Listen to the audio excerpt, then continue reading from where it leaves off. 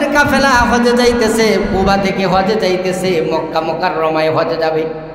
হজে যাওয়ার সময় একটা কাফেলা ব্যবসায়ী বাণিজ্য, তারা মদিনা মুনাওয়ারা থেকে কাফেলাটা মক্কা মুকাররমা যাবে হজ করার জন্য। ক্ষণিকের মধ্যে তারকিব জালালউদ্দিন সুয়ুতী রহমতুল্লাহি আলাইহি লিখে, জালালউদ্দিন সুয়ুতী রহমতুল্লাহি আলাইহি লিখে ঘটনাটা, যে কাফেলা হজের জন্য যাইতেছে রাস্তার মধ্যে একজনের মৃত্যু হয়ে গেছে। হাজী সাহেব মৃত্যু হওয়ার সাথে সাথে তাকে কাফন দাফন দেওয়ার জন্য প্রস্তুত করতেছে, কারণ যারা হাজী সাহেব যায় ওইখানে তাদেরকে কবর দেওয়া হয়। উত্তম হলো যেখানে তার মৃত্যু হয়ে যায় সেখানে তাদেরকে কবর দিয়ে দেওয়া।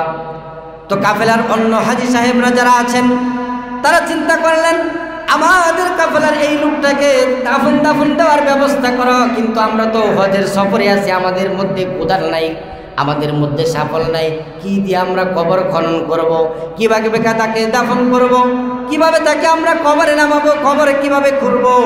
আর কবর খোঁড়ার জন্য পাশের বাড়ি থেকে একজন হাজী সাহেব গিয়ে একটা কোদাল আনলেন। কোদাল আনার সময় তাকে এক মহিলার কাছ দিয়ে দেখে কাজ করতেছে, কাজ করার সময় তার কাছ থেকে কোদালটা এমন শর্ত দিয়ে নিয়ে এসেছে যে কাজ করার পরে আমাকে আবার কোদালটা তোমরা দিয়ে যাবা, এই শর্তে আমি নিতে পারি।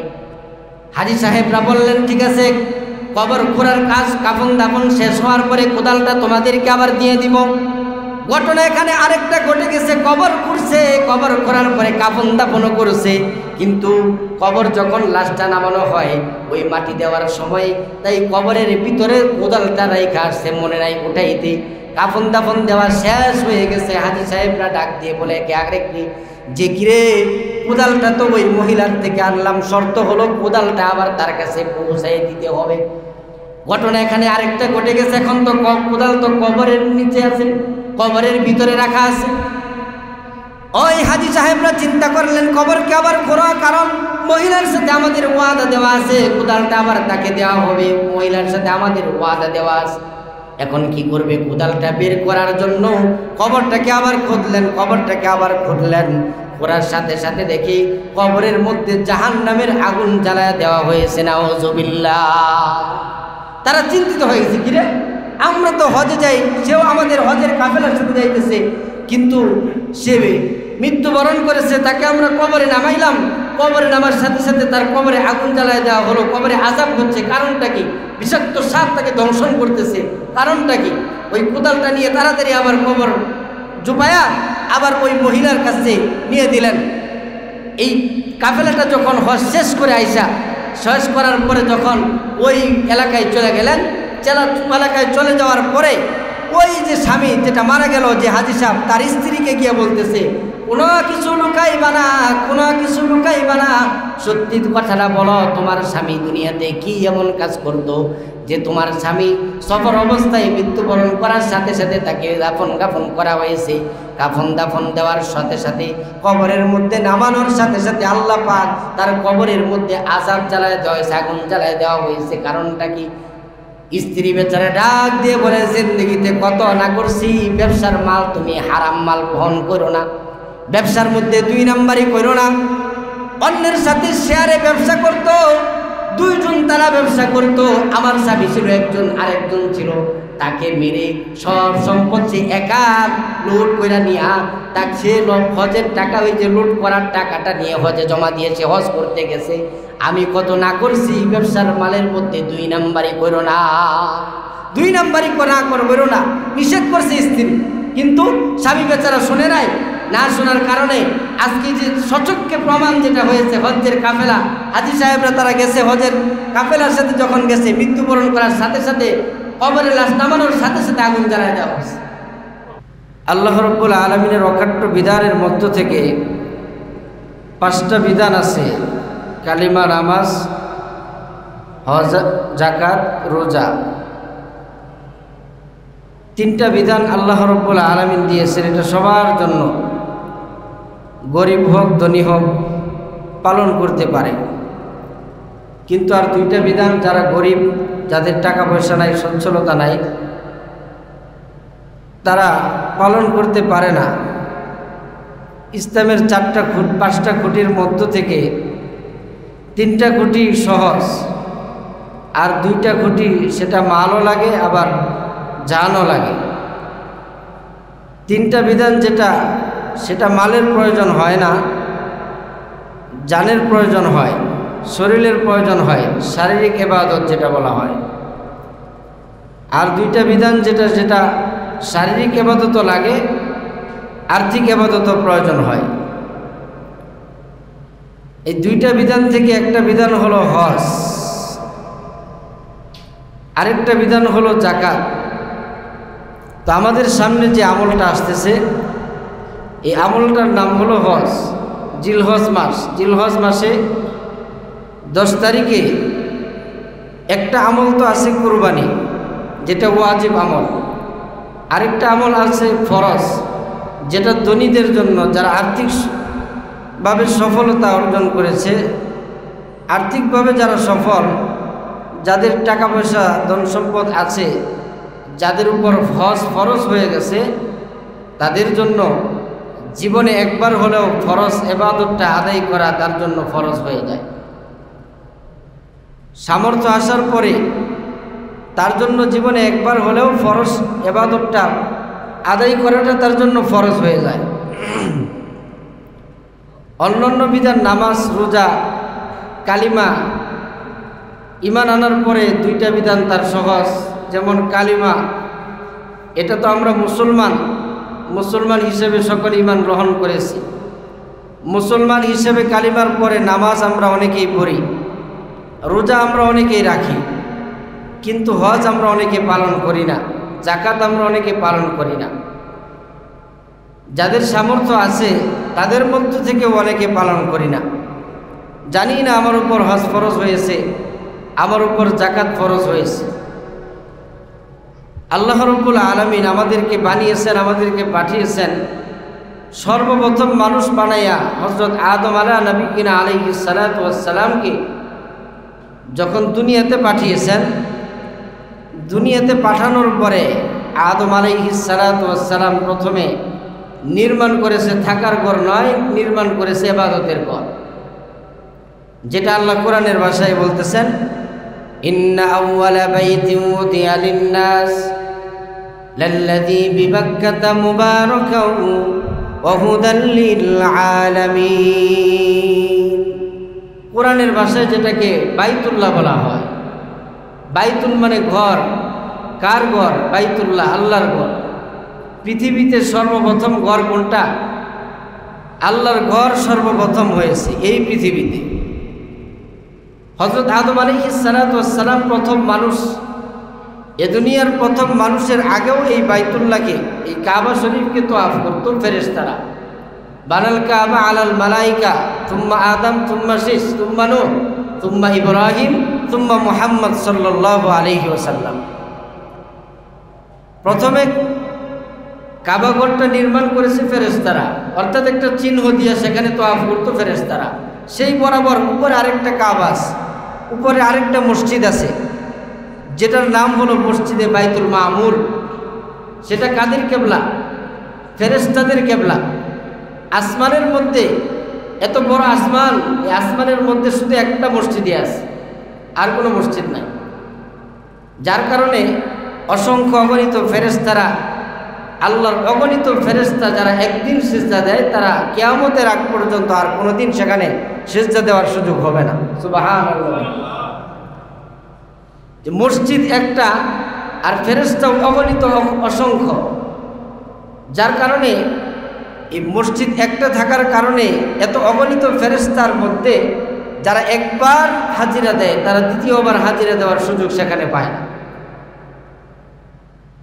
তো ওই কাবার বরাবরই, বাইতুল মামুরের বরাবরই আমাদের মসজিদে হারাম, যেটাকে আমি বাইতুল্লাহ বলি, নবীদের মসজিদ, মসজিদুন নবী সাল্লাল্লাহু আলাইহি ওয়াসাল্লাম, মসজিদে নববী যেটাকে বলা হয়, ওই মসজিদের বরাবরই হলো বাইতুল মামুর, ফেরেশতাদের কাবা। ওই কাবার বরাবরই পৃথিবীতে যখন ফেরেশতারা আগমন করেছিলেন, ফেরেশতারা সর্বপ্রথম ওই কাবাকে তওয়াফ করতেন, ঘুরে ফিরে তওয়াফ করতেন। দ্বিতীয়বার যখন হযরত আদম আলাইহিস সালাতু ওয়াস সালামকে আল্লাহ পাক সৃষ্টি করলেন, মানুষ সৃষ্টি করলেন, জান্নাত থেকে যখন হযরত আদম আলাইহিস সালাতু ওয়াস সালামকে দুনিয়াতে প্রেরণ করলেন, দুনিয়াতে পাঠানোর পরে ওই মক্কা মরুভূমিতে সেখানে পাঠানো হয়েছে। আর সেখানে পাঠানোর পরে আদম আলাইহিস সালাতু ওয়াস সালাম সর্বপ্রথম ঘর নির্মাণ করেছে কাবা, যেটা কোরআনের ভাষায় বাক্কা বলা হয়, ইন্না আউওয়ালা বাইতি উদিয়া লিন-নাস লাল্লাযী বিবাক্কাতা মুবারাকা। আরবিতে বাক্কা বলা হয়, আর আমরা যেটাকে বলি আমরা মক্কা, মক্কাতুল মুকাররমা। এটা আরবিতে কি বলা হয়? বাক্কা শহর, বরকতপূর্ণ একটা শহর। ওই শহরে হযরত আদম আলাইহিস সালাতু ওয়াস সালাম এই কাবাটাকে নির্মাণ করেছেন। ইবাদতের ঘর আগে নির্মাণ হয়েছে, তারপরে আল্লাহ রাব্বুল আলামিন হযরত আদম আলাইহিস সালাতু ওয়াস সালামকে ইমাম বানাইলেন।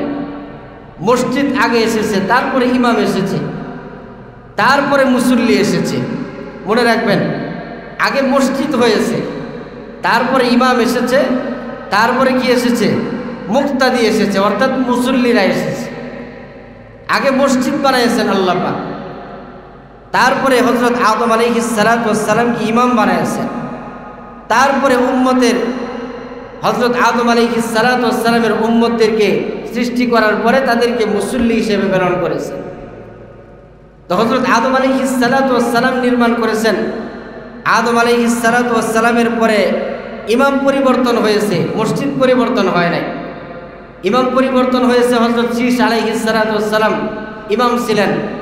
তারপরে যখন নূহ আলাইহিস সালাতু ওয়াস সালামের প্লাবনে কাবাটা ধ্বংস হয়ে যায়, শুধুমাত্র চিহ্ন বাকি ছিল। এই চিহ্নর মাধ্যমে হযরত নূহ আলাইহিস সালাতু ওয়াস সালাম পয়গম্বর, তিনি কি করলেন? আবার পুনরায় কাবা নির্মাণ করলেন। পৃথিবীতে মসজিদ আল্লাহ রাব্বুল আলামিন যেই মসজিদগুলো নির্মাণ করেছেন, তার থেকে প্রথম সর্বোত্তম যে মসজিদ, সেটা হলো মসজিদে হারাম, নবীর মসজিদ। তার বলা হলো মসজিদে আকসা, যেটাকে হযরত জিবরাইল আলাইহিস সালাতু ওয়াস সালামের মাধ্যমে মেরাজের সফরে নবী আলাইহিস সালাতু ওয়াস সালামকে দেখাইছেন। বরকতপূর্ণ একটা মসজিদকে আল্লাহ পাক জিবরাইলের মাধ্যমে দেখাইছেন। বর্ণনায় আছে, মসজিদে নববীতে নামাজ পড়লে, কোনো বর্ণনায় আছে যে 1 রাকাত নামাজ পড়লে 1 লক্ষ রাকাতের নামাজের সওয়াব পাওয়া যায়। সুবহানাল্লাহ। মসজিদে আকসায় যদি নামাজ পড়ে, কোনো বর্ণনায় 500 আছে, কোনো বর্ণনায় 50,000 আছে। এভাবে নামাজ পড়লে ওইখানে এত দাম। কিন্তু আল্লাহ রাব্বুল আলামিন ওই মসজিদটাকে শুধু বাকি রাখে নাই। তারপরে হযরত নূহ আলাইহিস সালাতু ওয়াস সালামের পরে হযরত ইব্রাহিম পয়গম্বর এই মসজিদটাকে নির্মাণ করলেন। ইব্রাহিম এবং ইসমাইল আলাইহিস সালাতু ওয়াস সালাম নূহ নবীর যখন ইমাম ছিলেন, নূহ নবী ইমামের কালেন, যখন তার উম্মতেরা ঈমান আনলো না, ঈমান আনার কারণে নূহ আলাইহিস সালাতু ওয়াস সালাম বদদুয়া করলেন। বদদুয়ার পরে হযরত নূহ আলাইহিস সালাতু ওয়াস সালামের বদদুয়ার কারণে আল্লাহ পাক পৃথিবীকে ধ্বংস করে দিয়েছিলেন। মাত্র গুনাহ কয়টা, কতটি মানুষ, কতিপয় মানুষকে আল্লাহ পাক এরকম জীবিত রাখছিলেন। ওই মানুষগুলোর বংশ থেকে আস্তে আস্তে হযরত ইব্রাহিম আলাইহিস সালাতু ওয়াস সালাম পর্যন্ত যখন আসলো, হযরত ইব্রাহিম আলাইহিস সালাতু ওয়াস সালাম চিহ্ন ব্যতি রেখে, চিহ্নটা ধরে ধরে আবার কাবা শরীফকে নির্মাণ করলেন। বাবা আদম আলাইহিস সালাতু ওয়াস সালাম যে ইটগুলো দিয়া কাবাটাকে ঘুরাইছেন, নির্মাণ করেছেন, ওই ইটগুলো চিহ্ন দেখা দেখা হযরত ইব্রাহিম এবং হযরত ইসমাইল আলাইহিস সালাতু ওয়াস সালাম সেখানে কাবা নির্মাণ করলেন। এখানে আরো অনেক ইতিহাস, কুরবানির ইতিহাস, হযরত ইব্রাহিম আলাইহিস সালাতু ওয়াস সালাম খলিলুল্লাহ ঈমান আনার ইতিহাস রয়েছে, যেটা সামনে বলা হবে ইনশাআল্লাহ। তো ইব্রাহিম আলাইহিস সালাতু ওয়াস সালাম কাবাটাকে নির্মাণ করলেন, পুনরায় আবার নির্মাণ করলেন। বানাল কাবা আল মালাইকা সুম্মা আদম সুম্মা শীস সুম্মা নূহ সুম্মা ইব্রাহিম সুম্মা মুহাম্মদ সাল্লাল্লাহু আলাইহি ওয়াসাল্লাম।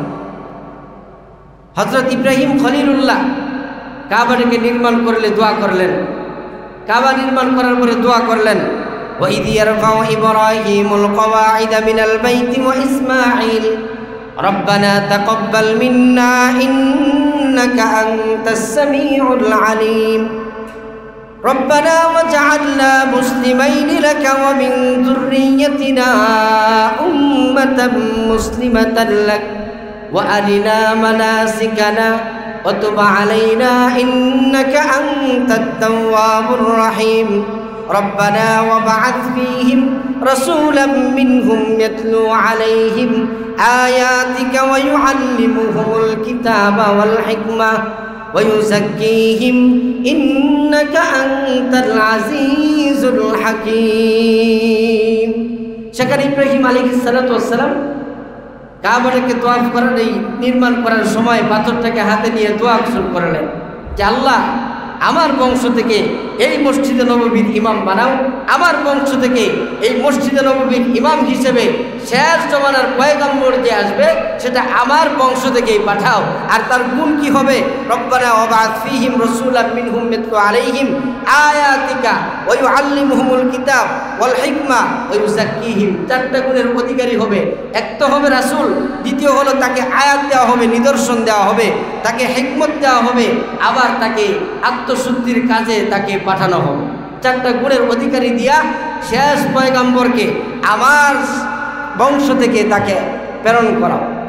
হযরত ইসমাঈল আলাইহিস সালাতু ওয়াস সালামের বংশধর থেকে হযরত মুহাম্মদুর রাসূলুল্লাহ সাল্লাল্লাহু আলাইহি ওয়াসাল্লামের আগমন হয়েছে। ইব্রাহিম আলাইহিস সালাতু ওয়াস সালাম দোয়া করেছেন, এটা আল্লাহ আবার দোয়ার রিপিট দিয়েছেন, وَإِذْ جَعَلْنَا الْبَيْتَ مَثَابَةً لِلنَّاسِ وَأَمْنًا وَاتَّخِذُوا مِن مَّقَامِ إِبْرَاهِيمَ مُصَلًّى وَعَهِدْنَا إِلَىٰ إِبْرَاهِيمَ وَإِسْمَاعِيلَ أَن طَهِّرَا بَيْتِيَ لِلطَّائِفِينَ وَالْعَاكِفِينَ وَالرُّكَّعِ السُّجُودِ وَإِذْ قَالَ إِبْرَاهِيمُ رَبِّ اجْعَلْ هذا بلدا آمنا وارزق أهله من الثمرات من آمن منهم بالله واليوم الآخر قال ومن كفر فأمتعه قليلا ثم أضطره إلى عذاب النار وبئس المصير। আল্লাহ বললেন দোয়া কবুল করে নিলাম, মসজিদের আশেপাশে যারা আসবে তারা নিরাপত্তা অবস্থান করবে। সুবহানাল্লাহ বিহামদি। মসজিদের ভিতরে যারা প্রবেশ করবে তারা নিরাপত্তায় থাকবে। ওয়াইদ জাআলনাল বাইতা মাতাবাতাল লিন্নাসি ওয়া আমনা ওয়াত্তাখিযু মিন মাকামি ইব্রাহিম মুসাল্লা। যারা ইব্রাহিমের মুসল্লায় দাঁড়াবে, অর্থাৎ ইব্রাহিম আলাইহিস সালাতু ওয়াস সালাম যে পাথরটাকে নির্মাণ করেছেন ওই পাথরের মধ্যে যারা চুমু খাবে, আল্লাহর আদেশে ওই পাথরটাকে চুমু খাওয়ার সাথে সাথে তার জিন্দেগির গুনাহ মাফ হয়ে যাবে। সুবহানাল্লাহ। আরো কি বলছেন? ওয়াইদ ক্বালা ইব্রাহিম রব্বি জাআল হাযা বালাদান আমিনাও ওয়ারযুক আহলাহু মিনাস সামারাত মান আমানা মিনহুম বিল্লাহি ওয়াল ইয়াউমিল আখির। হাসরের কিয়ামত পর্যন্ত যত মানুষ আসবে এবং এসেছে সবার জন্য ওই ভূমিটাকে আল্লাহ পাক রিজিকের অভাব থাকবে না, সেখানে রিজিকের উৎপন্ন ফল হিসেবে আল্লাহ পাক এই ভূমিটাকে নির্বাচন করে নিয়েছেন। ওই ভূমির মধ্যে কখনো অভাব অনটন হবে না। ওমান ক্বালা ওমান কাফারা ফাউমাত্তিউহু কলিলান সুম্মা আদতারহু ইলা আযাবিন নার ওয়া বিসাল মাসির। তবে এখানে আরেকটা দোয়া ইব্রাহিম আলাইহিস সালাতু ওয়াস সালাম যখন দোয়া করেছেন, আল্লাহ পাক সাথে সাথে আবার এটাও বলে দিয়েছেন যে যারা এটাকে অস্বীকার করবে, যারা এটাকে অস্বীকার করবে তারা কাফের হয়ে যাবে, তারা বেঈমান হয়ে যাবে, তারা আমি আল্লাহর জান্নাতে প্রবেশ করতে পারবে না, তাদেরকে কঠিন যন্ত্রণাদায়ক শাস্তিতে আমি তাদেরকে রাখব। তো আল্লাহ রাব্বুল আলামিন যে পৃথিবীর প্রথম ঘরটা নির্মাণ করাইলেন, ইন্না আউওয়ালা বাইতিন উদিয়া লিন-নাস লাল্লাযী বিবাক্কাতা মুবারাকান ওয়া হুদাল লিল আলামিন। এই ঘরটাকে আল্লাহ পাক মানুষের হেদায়েতের জন্য বানিয়েছেন। আল্লাহ হলেন রব্বুল আলামিন, মুহাম্মদুর রাসূলুল্লাহ হলেন রাহমাতুল লিল আলামিন, আর মসজিদ হলো হুদাল লিল আলামিন। ইন্না আউওয়ালা বাইতিন উদিয়া লিন-নাস লাল্লাযী বিবাক্কাতা মুবারাকান ওয়া হুদাল লিল আলামিন। মানুষের হেদায়েতের জায়গাটা হলো মসজিদ। মসজিদে আসলেই নামাজ পড়লেই বান্দা হেদায়েত পেয়ে যাবে। আল্লাহ হলেন মহান রব্বুল আলামিন, আর মুহাম্মদুর রাসূলুল্লাহ হলেন রাহমাতুল লিল আলামিন, আর মসজিদ হলো হুদাল লিল আলামিন। মানুষের হেদায়েতের স্পষ্ট যে বার্তা সেটা হলো কোন জায়গা থেকে দেওয়া হয়? মসজিদ থেকে দেওয়া হয়। হেদায়েতের বার্তা যারা এই মসজিদে আসবে, আল্লাহর ঘর মসজিদে আসবে, তারা যারা তওয়াফ করবে, মসজিদ যারা তওয়াফ করবে, কাবা শরীফ যারা তওয়াফ করবে, আল্লাহ পাক তাদের পিছতি জিন্দেগির সব গুনাহ আল্লাহ মাফ করবে। হজ্জে মাবরুর যাদের নসিব হয়ে যায়, কবুল হজ যাদের নসিব হয়ে যায়, হাদিসের মধ্যে আছে, মান হাজ্জা লিল্লাহ ওয়ালাম ইয়ারফুস ওয়ালাম ইয়াফসুক রাজাকা ইয়াউমিন ওয়ালাদাতহু উম্মুহু। পয়গম্বর আলাইহিস সালাতু ওয়াস সালাম বলেন, যারা কবুল হজ, যাদের কবুল হজ হয়ে যাবে তাদেরকে আল্লাহ পাক এমন মানুষ হিসেবে গণ্য করবেন যে বাচ্চা ভূমিষ্ঠ হওয়ার পরে যেমন নিষ্পাপ থাকে, ওয়ালাদাতহু উম্মুহু, মায়ের পেট থেকে বের হওয়ার পরে যেমন নিষ্পাপ শিশুটা জন্মগ্রহণ করে, যার কোনো গুনাহ থাকে না, আল্লাহ পাক যাদেরকে কবুল হজ হচ্ছে মাকবুল তাদের নসিব হয়ে যাবে, তাদেরকে আল্লাহ পাক ওই মায়ের গর্ভ থেকে বের হওয়ার সময় যেমন নিষ্পাপ ছিল ওই বান্দাটাও তেমন নিষ্পাপ হয়ে যাবে। সুবহানাল্লাহ। তা বলেন, বুঝেন কত বড় একটা বিধান, যে বিধানের পরে আল্লাহ পাক জিন্দেগির গুনাহ মাফ করে দিবে। এজন্যই তো বলেছে যে হাজী সাহেবরা যখন হজ থেকে আসবে, আসার পরে তাদের সাথে মুসাফা করো। কারা? তারা তখন কি থাকে? পবিত্র থাকে, তাদের কোনো গুনাহ থাকে না। কারণ হচ্ছে মাবরুর যদি কোনো বান্দার নসিব হয়ে যায়, তাহলে হচ্ছে মাবরুর নসিব হওয়ার কারণে আল্লাহ পাক বিস্তি জিন্দেগির সব গুনাহ মাফ করে দেয়। এ কারণেই নবী আলাইহিস সালাতু ওয়াস সালাম উম্মতদেরকে এই ঘরকে তওয়াফ করার জন্য বলছেন। শুধু কি মানুষই তওয়াফ করে? না, সাহাবায়ে কেরাম, তাবেঈন, তাবেঈনের জমানায়ও অনেক সময় এরকম প্লাবন হয়েছে। যখন প্লাবন হইতো তখন তো কাবাঘর নিচে চলে যাইতো, তখন কারা কাবাঘর এরকম তওয়াফ করতেন? নবী আলাইহিস সালাতু ওয়াস সালাম সাহাবা একরামদেরকে রেখে গিয়েছেন। সাহাবা একরাম বর্ণনা করেন, তাবেঈন তারা স্বপ্ন চোখে দেখেন যে কাবাঘর, সাপ, বিচ্ছু তারাও কাবাঘর নির্মাণ করতেছে, কি করতেছে? তওয়াফ করতেছে, কাবাঘর তওয়াফ করতেছে। পাখিরা পর্যন্ত কাবাঘর তওয়াফ করে, কবুতর কাবাঘর তওয়াফ করতে থাকে। মসজিদের মধ্যে কবুতরে যদি বাসা বানায় তাহলে এই বাসাটা ভেঙে ফেলা নিষেধ করা হয়েছে। মসজিদের মধ্যে কবুতর বাসা বানাইলে এই কবুতরের বাসা ভেঙে ফেলা নিষেধ করা হয়েছে। যারা হাজী সাহেবরা আসছেন, যারা ওখানে গিয়েছেন, তারা দেখেছেন কবুতরের এরকম বাসা আছে, কবুতরের অহরহ বাসা আছে, তওয়াফ করতেছে, তারা সর্বদা তওয়াফ করে। হযরত মুহাম্মদুর রাসূলুল্লাহ সাল্লাল্লাহু আলাইহি ওয়াসাল্লাম যে কাবাঘরের কথা বলেছেন, ওই কাবাঘরকে শুধু মানুষ নয়, ইনসান নয়, পশু পাখিরাও ওই কাবাঘরকে তওয়াফ করেছেন। যুগে যুগে কাবাঘরকে তওয়াফ করেছেন।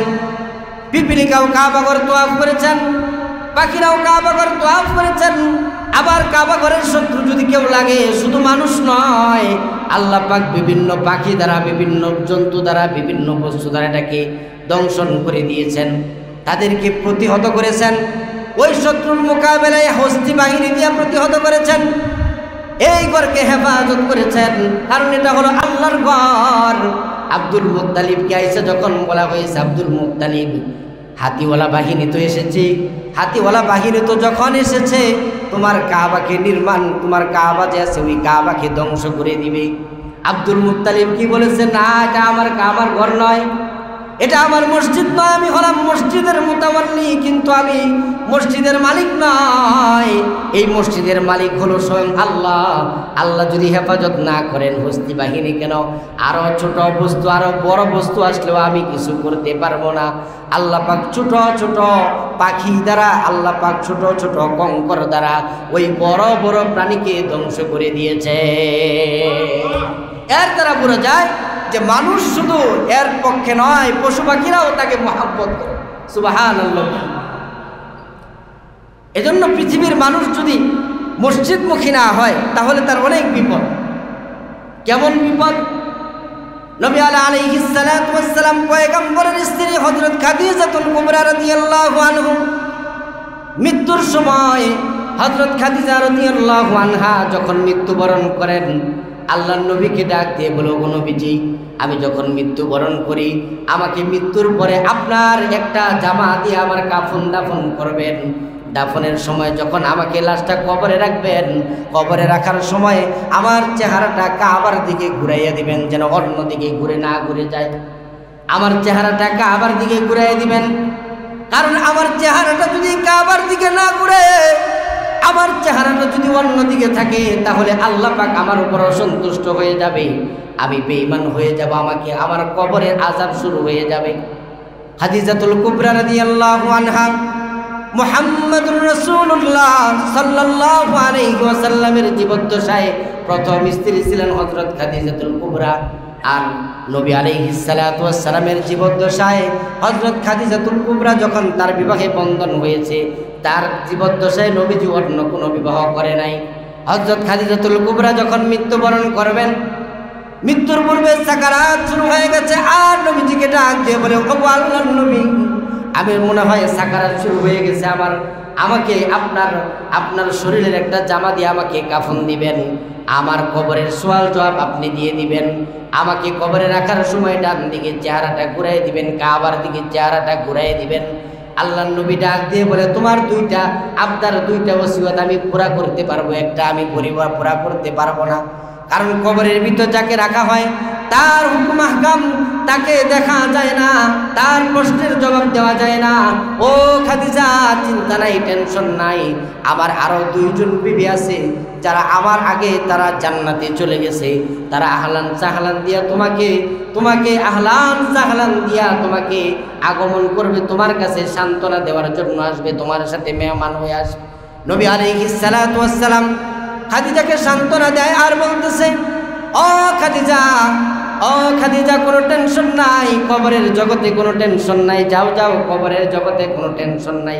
খাদিজা ডাক দিয়ে বলে, ওগো আল্লাহর নবী, আপনার জামা দিয়ে যদি আমাকে কাফন না দেন, আমি যদি অন্য জামা দিয়ে যদি আমার কাফন দাফন দেওয়া হয়, যদি আল্লাহ পছন্দ না করেন, আপনার জামা শরীরের জামা দিয়ে যদি কাফন দাফন দেওয়া হয়, হয়তোবা আল্লাহ পাক আপনার জামার উসিলায় আমার কবরে আযাব দিবে না।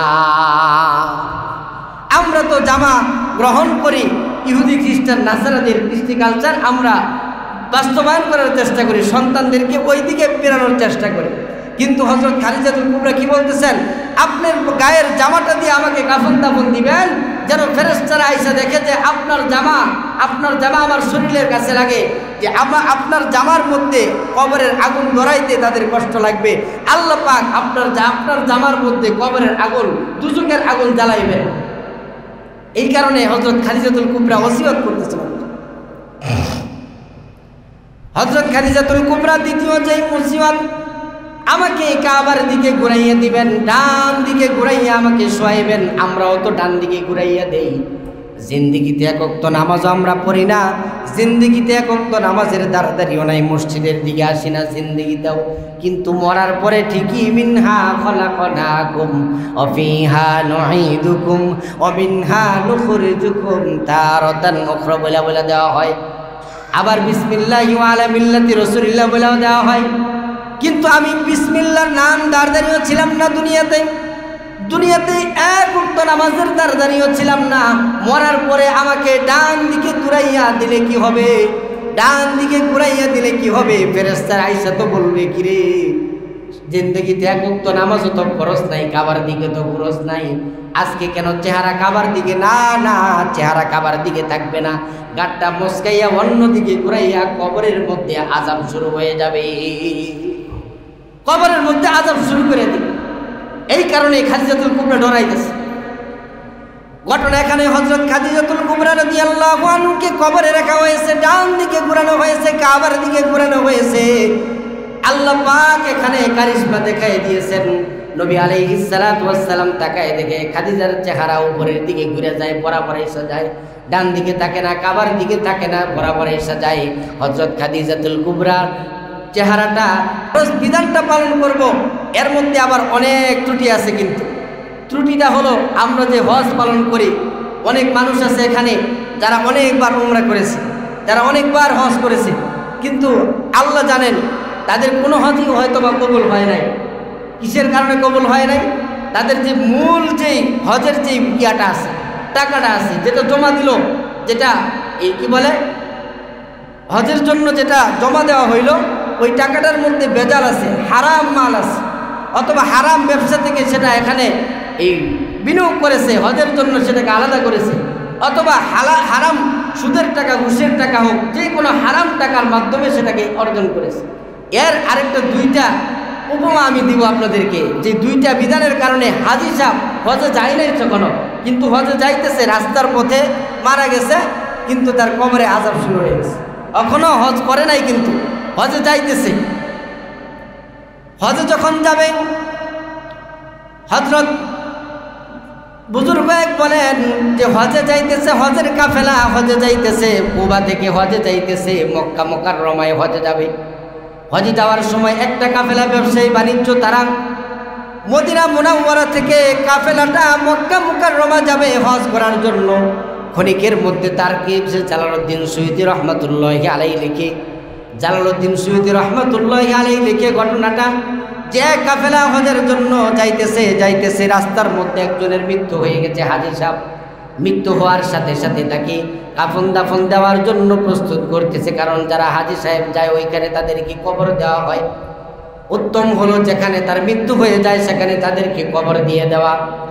তো কাফেলার অন্য হাজী সাহেবরা যারা আছেন তারা চিন্তা করলেন আমাদের কাফেলার এই লোকটাকে কাফন দাফন দেওয়ার ব্যবস্থা করো, কিন্তু আমরা তো হজের সফরে আছি, আমাদের মধ্যে কোদাল নাই, আমাদের মধ্যে সাফল নাই, কি দিয়ে আমরা কবর খনন করব, কিভাবে তাকে দাফন করব, কিভাবে তাকে আমরা কবরে নামাবো, কবরে কিভাবে খুঁড়বো। আর কবর খোঁড়ার জন্য পাশের বাড়ি থেকে একজন হাজী সাহেব কি একটা কোদাল আনলেন। কোদাল আনার সময় তাকে এক মহিলার কাছ দিয়ে দেখে কাজ করতেছে, কাজ করার সময় তার কাছ থেকে কোদালটা এমন শর্ত দিয়ে নিয়ে এসেছে যে কাজ করার পরে আমাকে আবার কোদালটা তোমরা দিয়ে যাবা, এই শর্তে আমি দিতে পারি। হাজী সাহেবরা বললেন ঠিক আছে, কবর খোঁড়ার কাজ কাফন দাফন শেষ হওয়ার পরে কোদালটা তোমাদেরকে আবার দিয়ে দিব। ঘটনা এখানে আরেকটা ঘটে গেছে, কবর খুঁড়ছে, কবর খোঁড়ার পরে কাফন দাফনও করছে, কিন্তু কবর যখন লাশটা নামানো হয় ওই মাটি দেওয়ার সময় তাই কবরের ভিতরে কোদালটা রাইখা আসছে, মনে নাই উঠাইতে। কাফন দাফন দেওয়া শেষ হয়ে গেছে, হাজী সাহেবরা ডাক দিয়ে বলে কে আরেকটি যে কিরে কোদালটা তো ওই মহিলার থেকে আনলাম, শর্ত হলো কোদালটা আবার তার কাছে পৌঁছাই দিতে হবে। ঘটনা এখানে আরেকটা ঘটে গেছে, এখন তো কোদাল তো কবরের নিচে আছে, কবরের ভিতরে রাখা আছে। ওই হাজী সাহেবরা চিন্তা করলেন কবরকে আবার খোঁড়া, কারণ মহিলার সাথে আমাদের ওয়াদা দেওয়া আছে, কোদালটা আবার তাকে দেওয়া হবে, মহিলার সাথে আমাদের ওয়াদা দেওয়া আছে। এখন কি করবে, কোদালটা বের করার জন্য কবরটাকে আবার খুঁড়লেন। খোঁড়ার সাথে সাথে দেখি কবরের মধ্যে জাহান্নামের আগুন জ্বালায় দেওয়া হয়েছে, নাউযুবিল্লাহ। তারা চিন্তিত হয়ে গেছে, কিরে আমরা তো হজে যাই, সেও আমাদের হজের কাফেলার সাথে যাইতেছে, কিন্তু সে মৃত্যুবরণ করেছে, তাকে আমরা কবরে নামাইলাম, কবরে নামার সাথে সাথে তার কবরে আগুন জ্বালায় দেওয়া হলো, কবরে আযাব হচ্ছে, কারণটা কি? বিষাক্ত সাপ তাকে দংশন করতেছে, কারণটা কি? ওই কোদালটা নিয়ে তাড়াতাড়ি আবার কবর জুপায়া আবার ওই মহিলার কাছে নিয়ে দিলেন। এই কাফেলাটা যখন হজ শেষ করে আইসা, শেষ করার পরে যখন ওই এলাকায় চলে গেলেন, এলাকায় চলে যাওয়ার পরে ওই যে স্বামী যেটা মারা গেল, যে হাজী সাহেব, তার স্ত্রীকে গিয়ে বলতেছে কোনো কিছু লুকাইবা না, সত্যি কথাটা বলো, তোমার স্বামী দুনিয়াতে কি এমন কাজ করতো যে তোমার স্বামী সফর অবস্থায় মৃত্যুবরণ করার সাথে সাথে তাকে কাফন করা হয়েছে, কাফন দাফন দেওয়ার সাথে সাথে কবরের মধ্যে নামানোর সাথে সাথে আল্লাহ পাক তার কবরের মধ্যে আযাব জ্বালায় দেওয়া হয়েছে, আগুন জ্বালায় দেওয়া হয়েছে, কারণটা কি? স্ত্রী বেচারা ডাক দিয়ে বলে জিন্দেগিতে কত না করছি, ব্যবসার মাল তুমি হারাম মাল গ্রহণ করো না, ব্যবসার মধ্যে 2 নাম্বারই করো না। অন্যের সাথে শেয়ারে ব্যবসা করতো, 2 জন তারা ব্যবসা করতো, আমার স্বামী ছিল একজন, আরেকজন ছিল, তাকে মেরে সব সম্পত্তি একা লুট করে নিয়ে তাকে সে হজের টাকা, ওই যে লুট করার টাকাটা নিয়ে হজে জমা দিয়েছে, হজ করতে গেছে। আমি কত না করছি, ব্যবসার মালের মধ্যে 2 নাম্বারই করো না, 2 নাম্বারই করো না, নিষেধ করছে স্ত্রী, কিন্তু স্বামী বেচারা শুনে নাই। না শোনার কারণে আজকে যে সচক্ষে প্রমাণ যেটা হয়েছে, হজ্জের কাফেলা, হাজী সাহেবরা তারা গেছে, হজের কাফেলার সাথে যখন গেছে, মৃত্যুবরণ করার সাথে সাথে কবরে লাশ নামানোর সাথে সাথে আগুন জ্বালায় দেওয়া হয়েছে। আরেকটা ঘটনা হলো ইবনে মাসউদ রাদিয়াল্লাহু আনহু, ইবনে আব্বাস রাদিয়াল্লাহু আনহু, তিনার জমানায় যিনি সবচেয়ে বেশি হাদিস বুঝেছেন, মুফাসসির ছিলেন, মুহাদ্দিস ছিলেন, সবচেয়ে বেশি কোরআন বুঝেছেন, তার জমানায় এক কাফেলা এরকম একেবারে হুবহু ঘটনা, এক কাফেলা এরকম যাইতেছে, হাজী সাহেব মৃত্যুবরণ করেছে, এখন তাকে কাফন দাফন দেওয়ার জন্য কবর করেছে। কিন্তু এখানে অলৌকিক ঘটনা ঘটে গেল, প্রথমবার যখন কবর ঘুরে দেখে আজদাহা এক সাপ, অজগর সাপ বের হয়ে এসেছে। হাজী সাহেবরা কি করলেন, এখানে তো লাশটা নামানো যাবে না, সাপ বের হয়ে আসছে। আরেকটা কবর খুঁজেছে তারা, সেখান থেকেও কবর থেকে আজদাহা সাপ বের হয়ে এসেছে। তৃতীয়বার আরেকটা কবর খুঁজেছে, কবরটা খোঁড়ার সঙ্গে সঙ্গে দেখে সেখান থেকেও এরকম বিষাক্ত সাপ বের হয়ে এসেছে। হাজী সাহেবরা তারা খোঁজ নিয়ে দেখলো যে পাশের এক কাফেলার মধ্যে ইবনে আব্বাস রাদিয়াল্লাহু আনহু আছে, যে নবীজির সাহাবী সেখানে আছে। ইবনে আব্বাসকে ডাক দিয়ে বলা হলো, ও আব্বাস, নবীজির সাহাবী, আপনার জীবদ্দশায় আমরা আপনার কাছে এসেছি। একজন হাজী সাহেব আমাদের কাফেলায় মৃত্যুবরণ করেছে।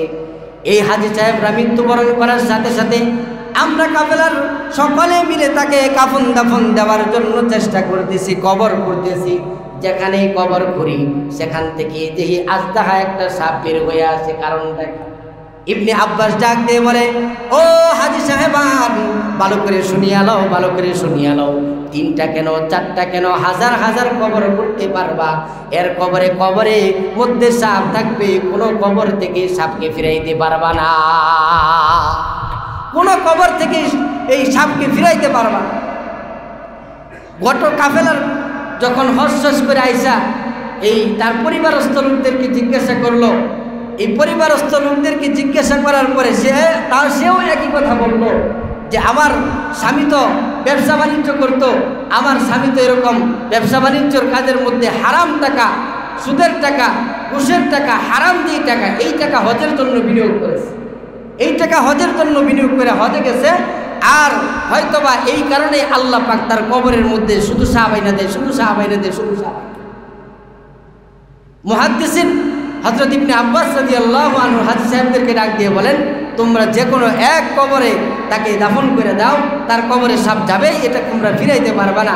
তাই হলো 4th নাম্বার কবরের মধ্যে যখন তাকে নামায় দেওয়া হলো, গর্তের মধ্যে সাপ ঢুকে গেল, সাপ তাকে দংশন করা শুরু করে দিল। নাউযুবিল্লাহ। এইরকম হালত, এই ঘটনা দুইটা আপনাদেরকে বলার উদ্দেশ্য হলো, আপনারা যারা হজ করবেন সামনে থেকে, আপনারা যাদের সম্পদ আল্লাহ পাক দিয়েছে, হালাল সম্পদটাকে এই হজের কাজে ব্যয় করুন।